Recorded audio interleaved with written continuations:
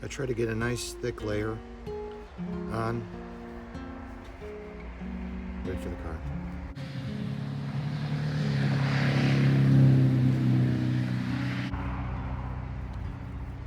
Try to get a nice thick layer on. As you can see, I'm laying it on really thick here, and then I'll come back and I will smooth it out, clean it up.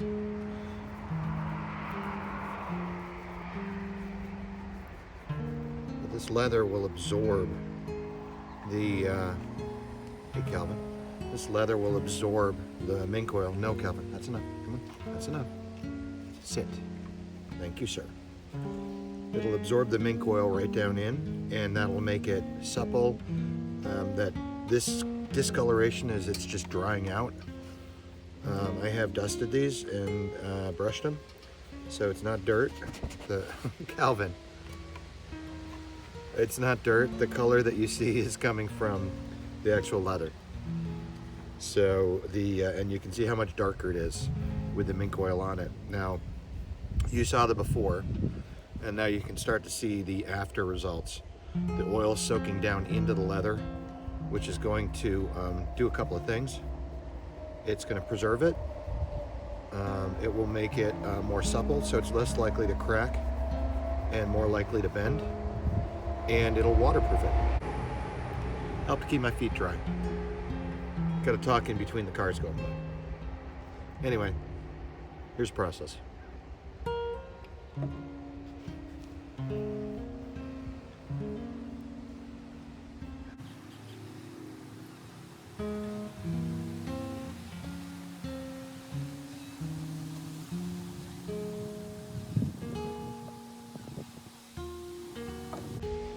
You got to make sure you get into all the little cracks and stuff. This is a full tongue boot, so I don't know if you can see this, but the leather's joined right to the inside, so it's waterproof up to here where that tongue ends.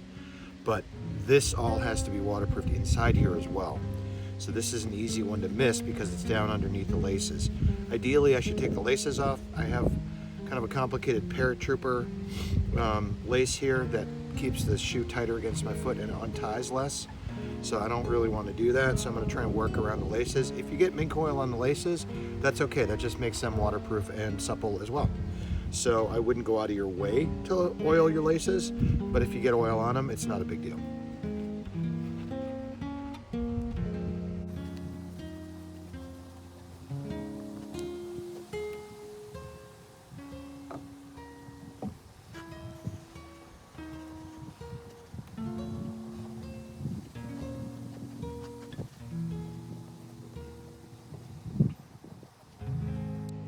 Yes, I'm wearing a kilt. The weather here is just stunning. It's going to be warm today. It's going to probably be 78 degrees today here in New York. But right now, it's 50 degrees. There's a wonderful breeze. And here, take a look at this. Fall is here.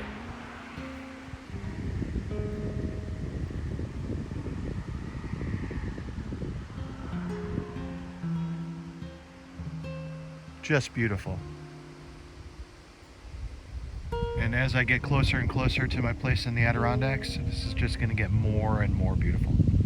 Yellows and reds and oranges. Winter's coming, folks.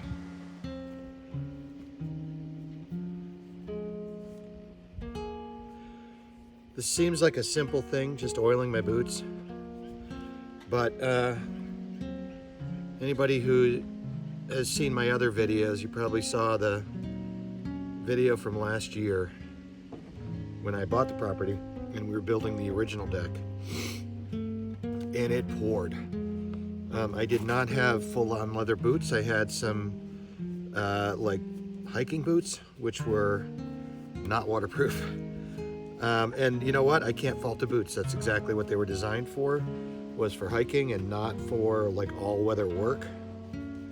And so my feet were wet. My feet were wet all the time. And that's not a comfortable feeling to have your feet wet all the time, even if it's warm, maybe especially if it's warm. So, you know, I invested in a decent pair. They're not expensive. A decent pair of hiking boots. I will eventually probably drop the couple $100s to get a full-on real set of hiking boots, or leather work boots, excuse me. But for now, these are gonna do. And these actually they worked out pretty well when I was up there in June of last year. That was the first time I used these.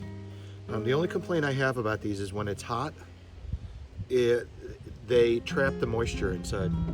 So they're very waterproof, which works from both sides. So it keeps it wet out, so your feet don't get wet when you're walking through puddles or it's raining, but it also keeps your sweat in. And I tend to have sweaty feet. It's pretty gross. So, so they trap that moisture inside. Now you can mitigate that, which I did. Wool socks is a great way to mitigate that. They don't get as stinky as cotton socks, especially like a blend sock where it's got some polyester in it. The wool socks are great. They're a natural fiber. They breathe. They keep your feet warm when it's cold. Warm when it's cold and cool when it's hot. They are not a cure-all. These boots were terrible smelling by the time the end of the 2 weeks in June was over. They smelled pretty nasty. So when I got down here, I knocked them out. I cleaned them up, obviously not the bottom of them, but I cleaned them up as much as I can to get the dirt and dust and stuff off. And then I dumped baking soda inside the boots. You can probably still see a little bit of remnant in there where it's a little bit white. If I were to bang the boot, some of it would come out. And I left them. It's been, I don't know, that was mid-June, and it's now going on mid-October. So June, July, August, September, 5 months. They've been sitting for 4 or 5 months with baking soda inside, and I dumped them out today. They don't smell. They smell like leather, which is good because they did not smell like leather when I put them up for storage. And that was my goal, was to let that just sit in there and absorb all of those odors, just like you do in your refrigerator. And then I dumped it out this morning, and all the odor is gone. Ready for fresh odors that I'll put in this time. But it's just about done here, and you can see I hit this is not leather, this is just like a fake padded leather collar, but I hit that as well. That helps to keep that supple. Anything you can do to keep it from cracking. I'm going pretty heavily around the seams. You can see I've left a little bit of mink oil in the seams, and that'll help to waterproof those trouble areas. Like anywhere where you get two different types of materials that are bonding, it's never going to be a perfect bond. So these are sewn and then also heat sealed. But if I can waterproof that a little bit more with just a little line of mink oil, I'm going to do that as well.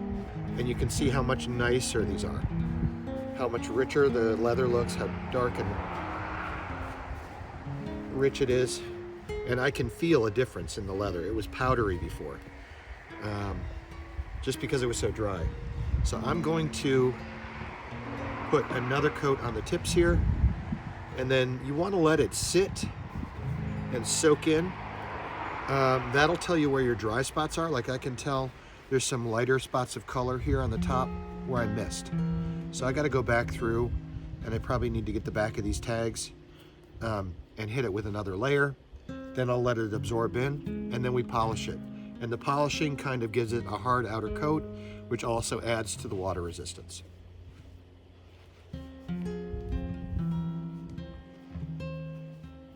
Makes it look good too.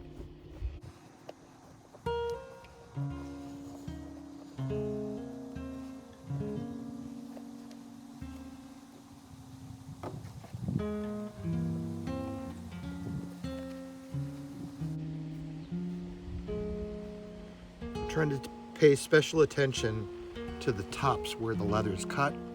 Anywhere where you get a fabric that's cut, it's going to weaken. It's going to give you end grain fibers, just like on a piece of wood, and it's going to be more likely to absorb moisture or anything. So sealing those up as well.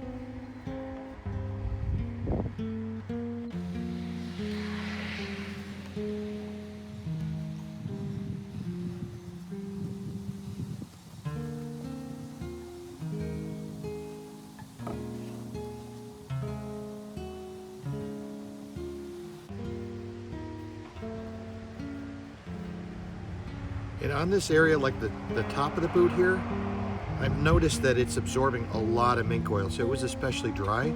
So I'm just gonna put a thick layer on top. I can always buff that off later if it doesn't get absorbed in. I bought a 16-ounce container of this mink oil, and I brought, I don't know, maybe 8 ounces with me, probably a little less. And you can see I barely touched it, so it doesn't take much to do a good-sized pair of boots. Any of your leather things, gloves, I don't know what else you would have besides gloves and boots, but anything leather that you're going to be using outdoors, I highly recommend once a year at least, and depending on how frequently you use them, maybe a couple times a year, getting in here with some mink oil or some other leather preservative, and just treat the leather to a little bit of a drink here, because otherwise it's going to get dry. When leather gets dry, it cracks, and when it cracks, it's not waterproof anymore.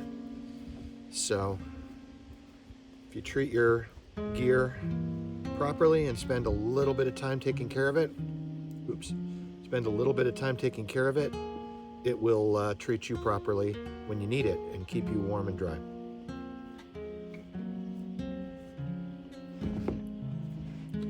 See how we're doing over here? Yeah, see, that's nice. This spot right here is a little bit underwhelming. There we go. Just do one thin layer over the top of these. These have been sitting for a while, and you can see how that absorbed right down into the leather. And then that'll tell you your dry spots. Like, see how much lighter it is up here? That means I need to put a little bit more on there. Put it on until it won't drink it in anymore, and then buff off whatever's left.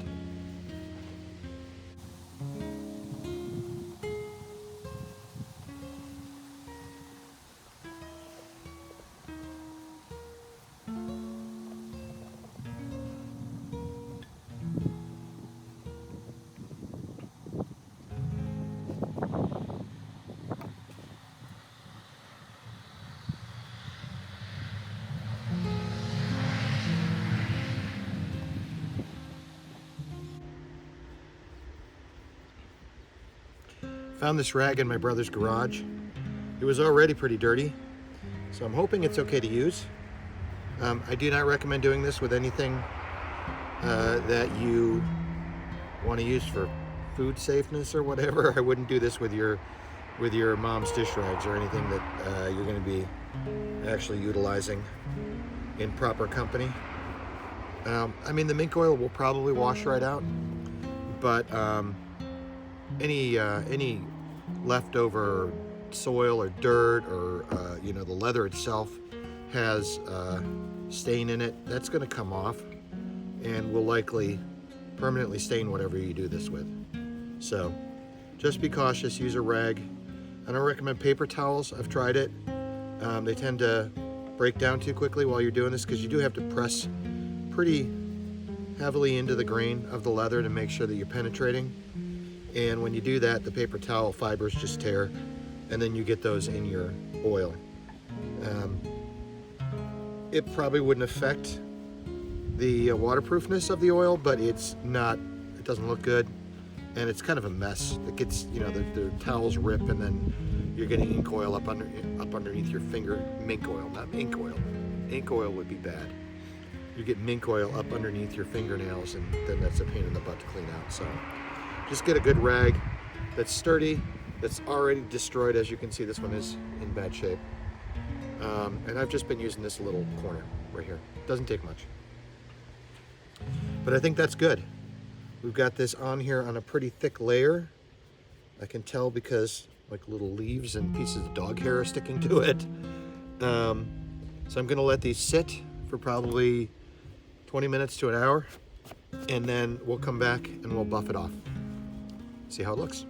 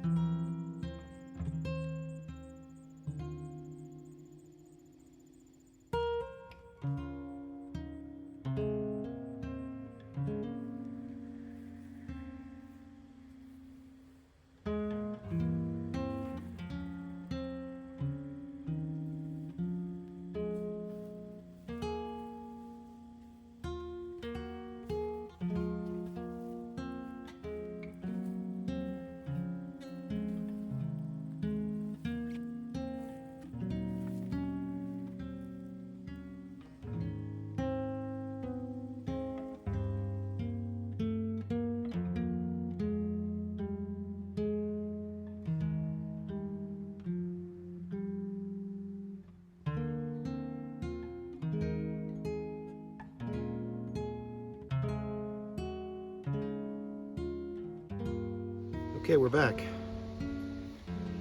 Got the boots, they're looking good. It's been about 40 minutes. I walked around my brother's property. Hopefully I've inserted some of the footage from that because it's beautiful here. Fall is truly here. So I started talking about, yes, I'm in a kilt. Kilts, my brother introduced me to kilts. They have all the advantages of shorts, right? Your legs are free. You get the breeze when it's cool like this, which it is today still. It's probably 55 degrees now. It's warming up a little bit, but not much. They're comfortable, and they have the added advantage of being warm. So you wouldn't think that this would be warm, but this kilt, this is a traditional kilt style. There's probably 5 yards of wool fabric in here. So you're essentially wearing a small blanket. And I gotta tell you, they're super comfortable. So I have no question about my sexuality. I'm totally comfortable with who I am. And so mock me if you will, but until you've worn a kilt, don't knock it. Now, I tend not to wear them at my home in Florida just because it's so hot. These actually are warm. They retain your body heat. And so in a place where it's 80 degrees all the time, or 90 degrees, or 100 degrees this year, you don't want to be wearing a wool blanket. But here, it's perfect. It's the perfect outfit to give you freedom of movement, comfort, keeping you cool when you need to, and keeping you warm when it's chilly. So I am just polishing the boot right now, and I'm literally just buffing off that outer layer of mink oil. Anything that's left on, I'm hitting the seams to get anything that didn't absorb in, and just kind of cleaning that up. It doesn't matter if you have a little bit of mink oil in there. It's the only thing that would matter is if you rub it against something and the mink oil comes off. It's going to make a mess. So I try to clean it up, and it also does a final job of forcing it down into those cut pieces of leather to make sure they're fully waterproofed. And I pay special attention around those cut pieces just to make sure I'm buffing it down in. I'm not going for a high shine here. I could. I mean, you could definitely put a little bit of effort into it and get shine out of it, but it's not a polish. It's a preservative. So you will get a little bit of gloss.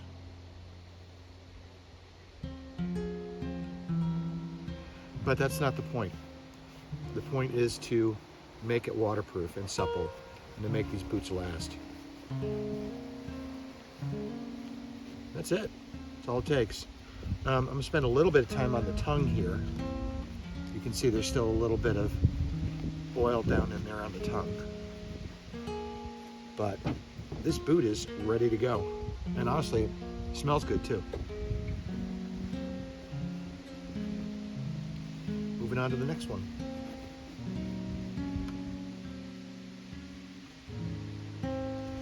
So, one of the things I've talked about, this just gives me something to talk about.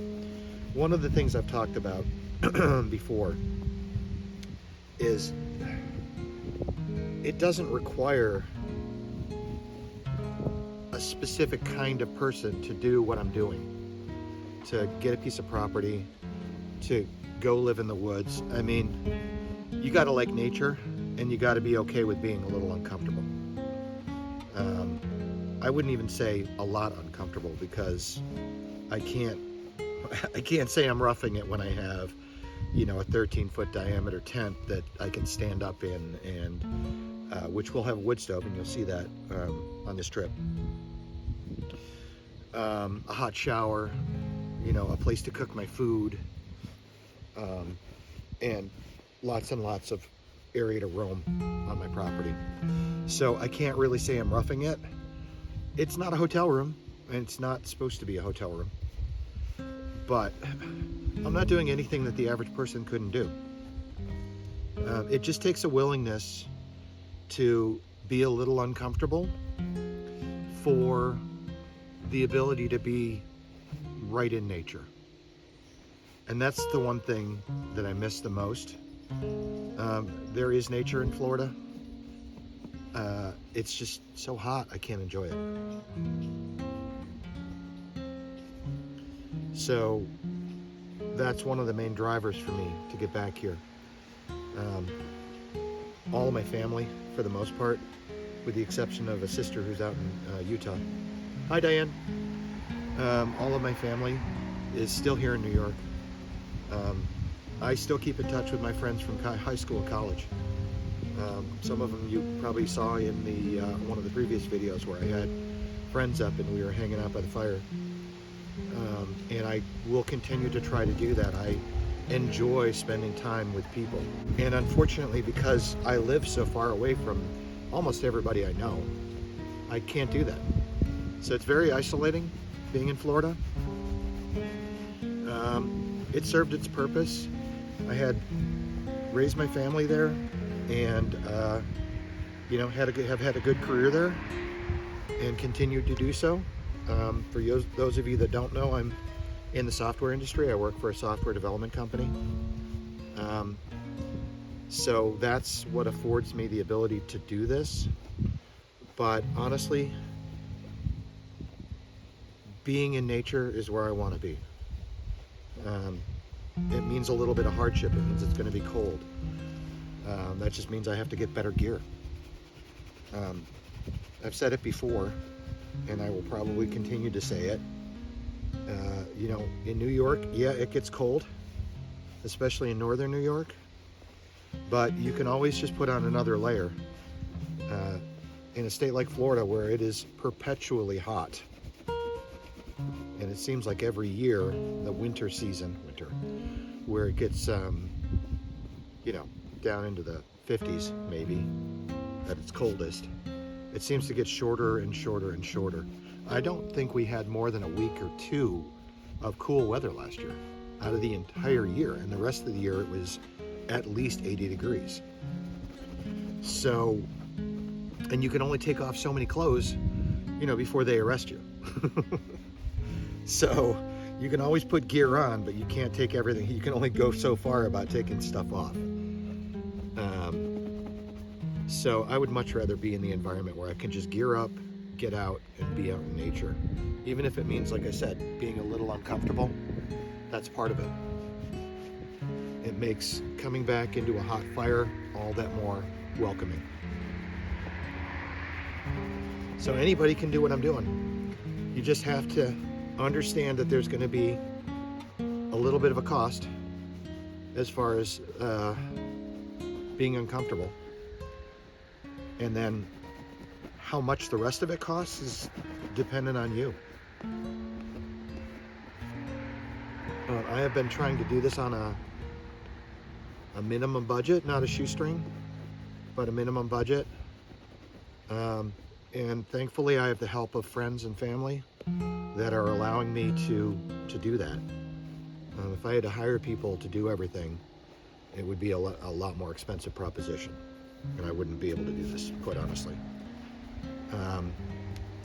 So having skilled or semi-skilled labor is a big part of it.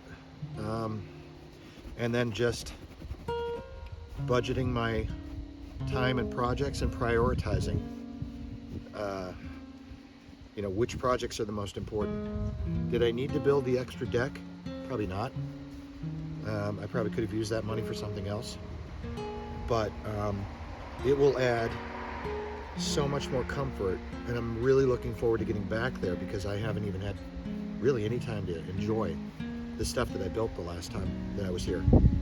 The shower I used, the deck, it was raining, and like I said in the previous video, I didn't even set the awning up just because it would have been one more wet piece of canvas I'd have to tear down. So I'm really looking forward. It's going to be raining, of course, when we get there on Saturday, but it will clear up, and then I think it's going to be stunning. Most of the trees on my property are maple. A lot of the trees are maple. I have birches, I have quaking aspens, which you saw here at my brother's place. I do have some evergreen trees back up in the back of the property. And that consists mostly of eastern white pine and a lot of that, which I'm going to thin down when I'm there. Cedar, eastern red cedar, and I'm looking forward to finding groves of that because that is great for deck construction, outdoor furniture construction. Like I make Adirondack chairs, or I have made Adirondack chairs, and I'll be interested in being able to make them out of cedar instead of pressure treated lumber, which I've done before, primarily because of the cost. So having a ready supply of cedar trees that I just have to bring down and mill up so that I have something to work with is going to be great. But yeah, that's it. Boots are done. I think they came out good. I'm going to leave them out here. The sun will eventually come up over the trees. It's still early. And that heat will help to soak it down into the leather some more, and then I might give it a final buff. But most of the work is done, and as you can see, it came out pretty good. Not a lot of work.